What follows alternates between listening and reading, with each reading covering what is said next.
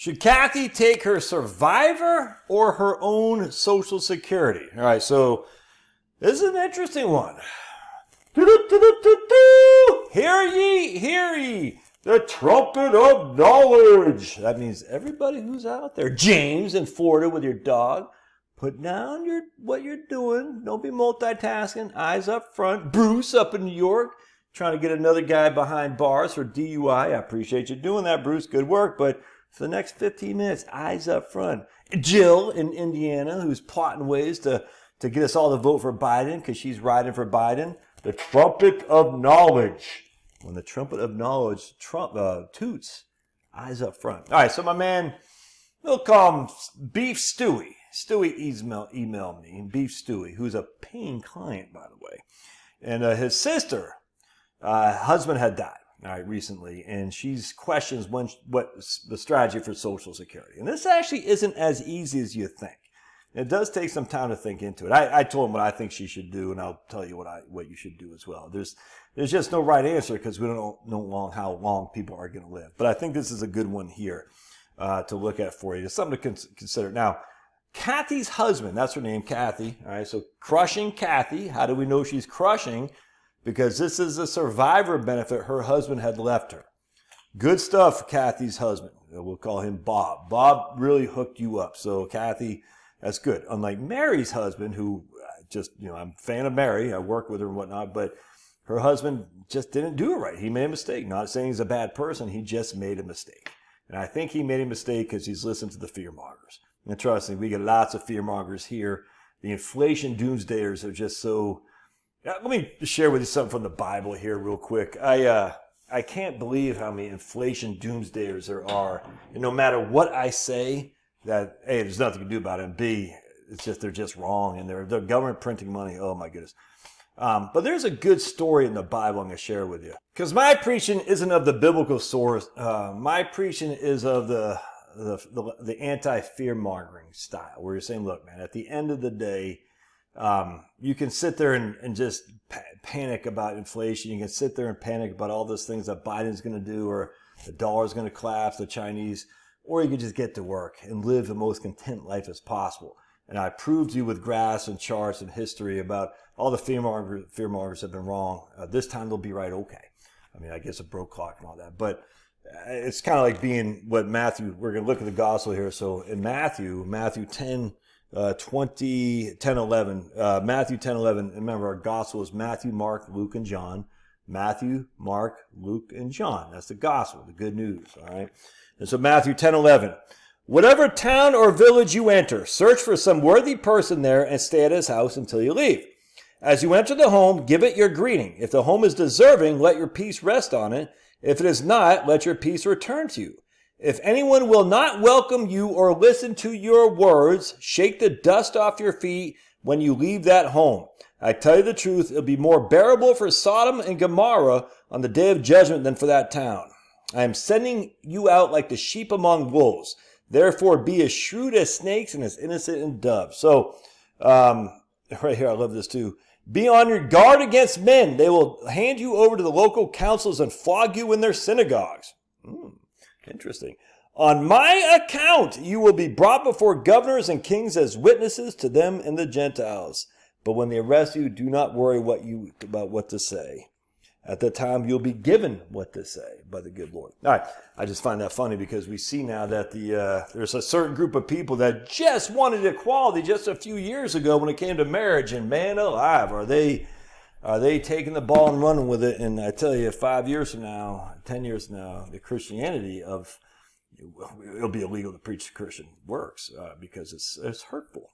You can see that a mile. It's already happened in Europe. It's nuts. Be it as it may, no fear, because God is in control. And Jesus told you, right? He tells us right there. That's red letters from Jesus. The red letters that Jesus wrote, He said it right there in Matthew 10, 10, 11. Dust off your feet for people who don't listen. Don't waste your time for people who don't listen. My role here as a financial planner extraordinaire, who's a historian of the financial planning and the silliness of our industry and the academics and all that who populate it, is to provide you the good news of financial planning. The other people don't want to do that, and that's okay. Other people are going to say all day long, "Yeah, what an idiot! You know, inflation's a money supply." It's look, and you can tell them literally all you want. They're not going to hear you. Now, if you see a video I have with 6,000 views, you get 40 comments of all negative. That's fine. I'll take that in a mile away, and you get a couple hundred thumbs up. That's why I need you a thumbs up, by the way. A thumbs up said, "I approve of this message, Josh." Doesn't mean you have to agree with me on everything, but I approve of it. See some comments on there, and a lot of them are just idiots. I don't care. But remember, you can't preach to people who don't want to listen. I mean, you can preach to them, but you're wasting your time. My job isn't for them. My job is for you, who will willingly hear with open ears, all right? And eyes to see and ears to hear. And if you don't want to listen because I ramble too much, you don't like my politics, I'm a racist, all that stuff, just go. This isn't, but you don't have to announce you're leaving. This is not an airport. You do not need to announce you're leaving. Just go. It's okay. Go listen to, I don't care who you listen to. Rob Berger. I don't care. You don't need to be here. That's what's crazy about YouTube. No one's holding a gun to you. All right. So go back to this. So the point about this is, there's going to be people on here like, so Social Security won't be there anyway. Social Security is a positive. Like, I just don't care. Don't respond to those people. Just laugh at them. So we got Kathy here. All right, so Crushing Kathy is 64 years old. We assume she's going to live till 90. Now, I don't know Kathy personally, but Beef Stewie, he told me about her, and I assume she's in relatively good shape. And the reason I know that is because you see the survivor right here. So if Kathy were to wait till she's 67 and get her survivor benefit at her full retirement age, she'd get $4,400 a month, which is basically the max. So I know Kathy's husband was about 70 when he died, all right? And I know he either just took Social Security or he died at 70. Either way, he was right about 70 when he died, because that's the benefit Kathy's going to get, which is basically the max you can get with your delayed earnings credits. All right, so Kathy's husband did a good job in providing for Kathy. That's $53,000 right there, all right, a year. Now, Kathy could take the survivor benefit now and still get $48,000. Not that much of a difference. I mean, again, if you take the survivor benefit before your FRA, it will be reduced, all right? You still get a reduced survivor benefit, spousal benefit, and your own benefit is reduced before your FRA. For some reason, I guess people were confused by a video I did a few years ago. They said, you said it wasn't. No, it absolutely is. And if I said it wasn't, that's a mistake on my part. Yeah, absolutely. If you take your survivor benefit before your own FRA, it will be reduced. I actually think some guy took his benefit before FRA was reduced. I think that's what I was referring to, his own FRA. But Kathy, if she takes it before her FRA, the survivor benefit, which was $44.35 a month, will be reduced by about $400 a month, down to $4,000 a month. All right, so let me just be clear again. Kathy could take her survivor benefit right now and get $4,062 a month. Or she could wait 3 years until she's 67 and get $4,435 a month. It's only a difference of $5,000 a year. It's not a huge difference, frankly. In the interim, she could decide to take her own benefit early and get $1,540 a month, which is $18,000 a year. All right. So my recommendation was for Kathy, Crushing Kathy, to take this, get $18,000 a year. And then when she hits 67, take that and get $53,000 a year. Now that will be a $90,000 difference. So for the next 3 years, if she goes this, she'll have $90,000 less because this is $18,000. That's $48,000. That's $30,000 a year over 3 years. So the question is, will she be able to make that $90,000 up by doing my strategy? And the answer is yes, but it's going to take some time. It's going to take till she's about her late 80s, and that's a challenge, but you'll see the difference. If Kathy lives until she's 90, that's 26 years that she could get $48,000 a year. That'd be $1.248 million. All right? Because she'll just take it right now and get $48,000 a year, $4,000 a month for the rest of her life. It's $1.248 million. If she waits, not only will she make up that $90,000, she'll make an extra $23,000 as well. Not huge. So it's going to take, like I said, her FRA, her break-even point here is at 88 years old. And that's a challenge. I can't lie to you. I'm like, ugh. But for me, I like the idea, just in case. I like having $53,000 a year coming in as opposed to $48,000 a year coming in once she hits 67. Now she's going to have to make up the difference in the interim, and I assume she has the cash resources to do that. But again, for me, this is what it all comes back to. Do I want to rely on the markets, or do I want to rely on Social Security? The Social Security, and this isn't without any codes or anything like that. We're just doing a straight numbers to numbers crunching right here. We're not adjusting for inflation or anything like that. For me, and this is just me, I trust Social Security more than I trust the markets.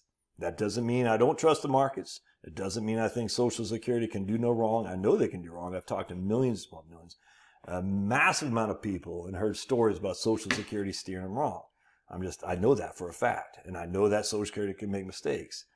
The investment markets are a hell of a lot more volatile, and if you just look at the times in histoire, that's history for you who don't speak French like I do. How do you say history in Spanish? Put in notes, I don't know. Historia? Historia. Look at me roll my R's. Historia. That's just a growl. That's like freaking a pirate. Arg. Historia. Ooh, I just burped. That's kind of disgusting. I just had some freaking New York strip from Costco I got earlier today. Prime. No, it wasn't Prime. It's Choice. It's pretty good. Pretty good.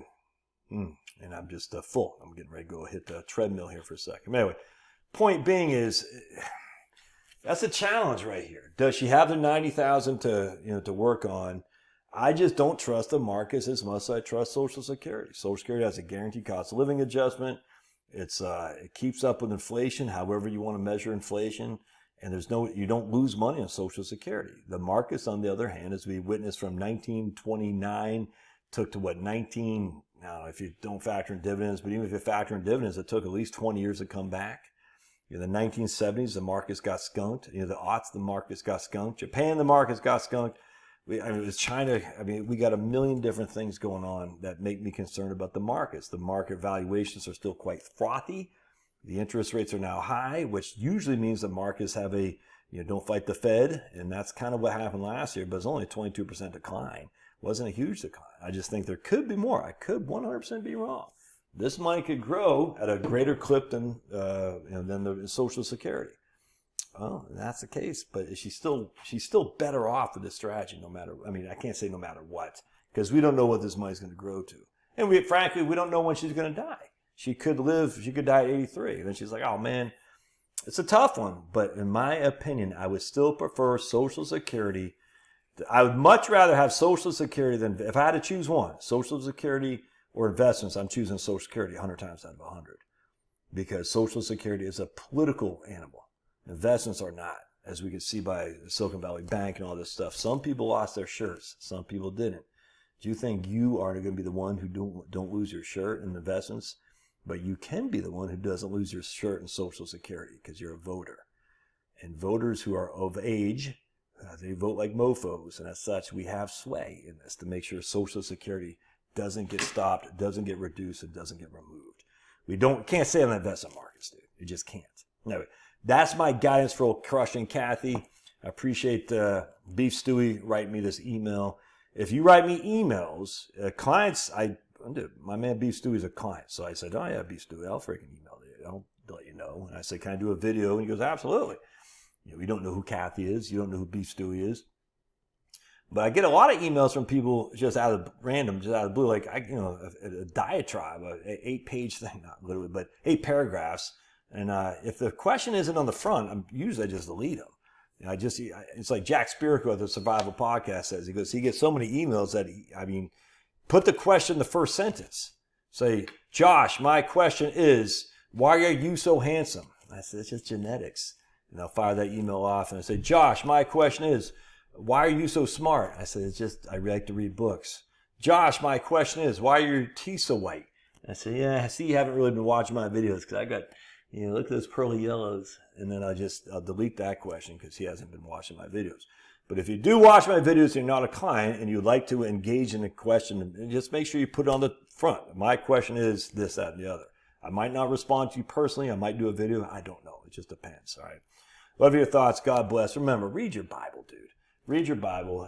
People say, the KJV for me. That's fine. That right there is an NIV, a New International Version. I don't care. You know what I'm saying? Whatever. Do what you got to do. Just remember, if loving the Lord is wrong, I don't want to be right. And Jesus is the reason for the season, baby. Now, is Christian really... Did we conscript Christian from the pagans? Yes. Christmas? Of course we did. That's okay. You know what else we need to conscript the pagans? Other things. We got to take back the rainbow. The rainbow is conscripted from us. We got to take it back from the pagans, man.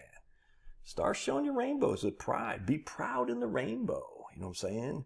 We got to come up with a thing, a design that says this is the real rainbow or something like that. You know what I'm saying? Say, taking back the rainbow. Ooh, taking back the rainbow. I like it. Something like that. But anyway, yes, because Christianity is strong and powerful. It's not that much today. It's still powerful. It's not that politically strong. The reason it's not politically strong because Christians are politically weakened because they're like, as long as I can fat myself up, I'll just let people run rampant. Remember, Christianity is not tolerant. Tolerance is not a Christian virtue. It's just not, man. Don't tolerate evil and do tolerate the good and promote the good and destroy the evil, which means you got to find what's good and promote the heck out of that. And you got to find what's evil and destroy that. When I say destroy it, I'm not saying with violence. I'm saying you pray for your enemies, all right? That's what we do, but we also say point evil out when it shows its ugly head.